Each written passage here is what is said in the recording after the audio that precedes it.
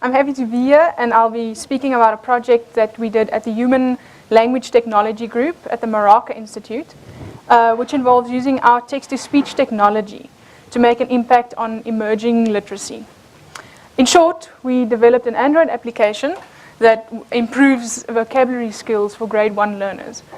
And I want to thank Councillor Pillay for his thoughts, because I think, well, I'm very proud to be able to present a bit of R&D that we did that I think would help South Africans, all South Africans, participate in the knowledge economy.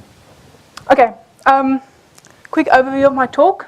I'll give an introduction and some background information.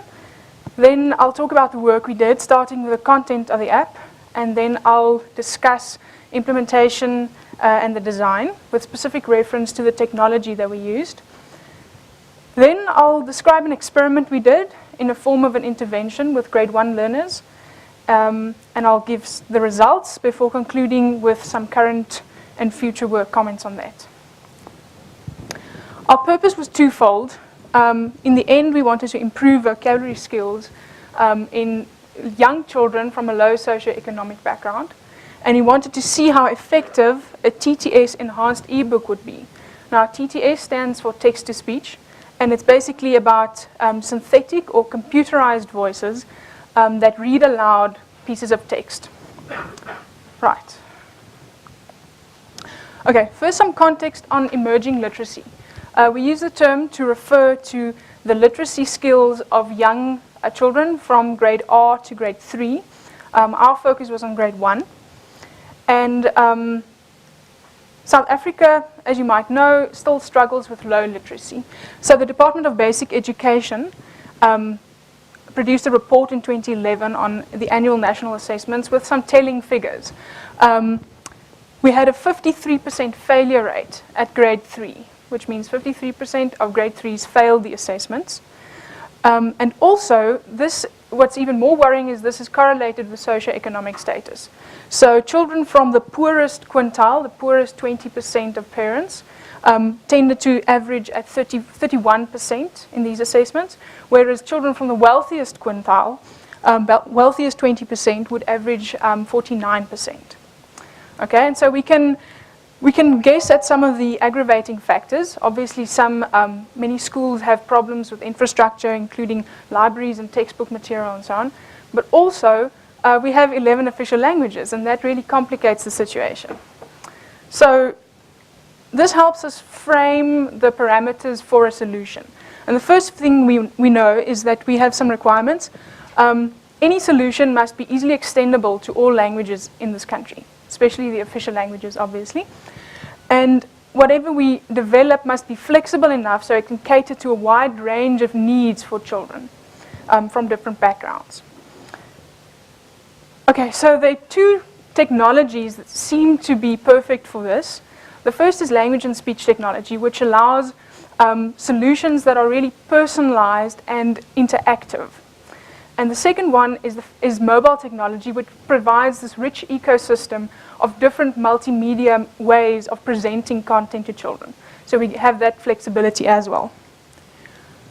Okay, so we had to start somewhere. So we identified a population of grade 1 children from a low socioeconomic background in the Western Cape, Afrikaans speaking. And so we had to develop an Afrikaans ebook. This would be enhanced with text-to-speech technology. And the content of the app would need to be culturally relevant. So we had to develop custom content for these children. We tried to focus on two aspects. There would be a story which is read aloud by the voice as the sentences are highlighted. And also we wanted some more interaction. So we had an activities mode where children could use touch gestures on a tablet to interact and play with match pictures and words. In terms of incorporating TTS into this application, we had to keep a few things in mind. The first one was that the TTS had to be responsive to the touch gestures of the children, so that it's an interactive thing. And also, one of the dangers is, especially with something that has sound effects, is children tend to play with the sound effects instead of actually focusing on the content. So we really tried to design this in such a way that the content would take priority instead of just producing random effects. And we also had to design a sequence that actually achieves our goal of children learning vocabulary. And then in terms of the experiment or the intervention that we did, we needed a repetitive storyline for grade 1s with suitable vocabulary. And what that means is vocabulary from different word classes, verbs, nouns, adjectives, and so on. And it must be presented in a controlled way, so the right amount of these words. And it would also include 2 kinds of words. We aimed at sight words, which would be words that children could read, learn to read, and also new words that that children wouldn't know and would learn to use or understand at least. Okay, so like I said, we had 2 kinds of activities in the application itself. There would be a story, sentences highlighted as they are read aloud by the voice, and some limited interaction, typically swiping, paging through the story, and in some cases you could click on a character and get a response. And we also had an activity mode with specifically drag and drop gestures and click gestures, so the children could interact a little more in depth with the content. This is an example of the story. So that's Tandi walking in the forest. And you can see the second sentence is highlighted. This means this snapshot was taken at the moment that sentence was read aloud. And this whole thing is triggered once the child clicks or touches the text part. Okay, and so then they would swipe through the story. This is an example of a dragging activity. So we start out, at first the screen does not contain this sentence at the bottom. It just has the question. And the child needs to click on the question and listen to it read out loud. And then they have to answer the question by dragging the character towards the right answer. So this asks, who does Jasper run after? And it's not the tree, it's the bee. And as soon as Jasper is dragged to the bee, the answer appears, is read out loud by the voice, and is highlighted as well. And very similarly, the same kind of interaction, but instead of dragging, we have a click gesture. This is also useful because it improves implicitly on the technology skills of the children. All right, if you look underneath the hood for a moment, we designed the app to be modular in its structure, which means you can easily change how it works. And specifically, we made sure that the content part of the app was different, or it was separated from the actual working of the app, which means that you could easily replace an Afrikaans book with a different book, and the app would still work in the same way. So we designed a structure for that, and that makes it really flexible. And then the text-to-speech that we did, Morocco has a set of flagship voices we call Q-Frequency, and we used the Afrikaans voice for this. And we used the touch gestures to activate the TTS. Unfortunately, the internet situation at the school was relatively fragile. So instead of having the app talk to a server and getting the text-to-speech from the server via the internet, we had to pre-render the sentences and embed them into the app. But this turned out to be relatively flexible as well, and much cheaper than getting someone to speak, to record these sentences. You still get the flexibility at a very low cost. Okay, so this might be the shortest crash course in text-to-speech there is. My colleague Avashna will actually be talking a little more in detail about the technicalities and the engineering behind building a voice. So we start with some text, something like, haar naam was Tandi. First thing we do is we need to find the words to produce the audio. So it gets segmented, first into sentences typically, but then into words. We do some linguistic analysis, and this is a very wide topic, but in the end what we're really interested in is the phonemes, the actual sounds, t, a, n, d, i, which make up the word. And these sounds, once we have them and we understand their context, we can produce the actual audio waveform that is the text. Right. Okay, so the intervention, what we did, it was kind of centered around 3 assessment points. At first, we needed to divide the children into an experiment group and a control group. And for this, we tested their receptive language skills, general skills, and non-verbal skills. And we also assessed them on did an assessment of what we wanted to understand about their vocabulary in the end. So we did a first assessment of the children. And then we had,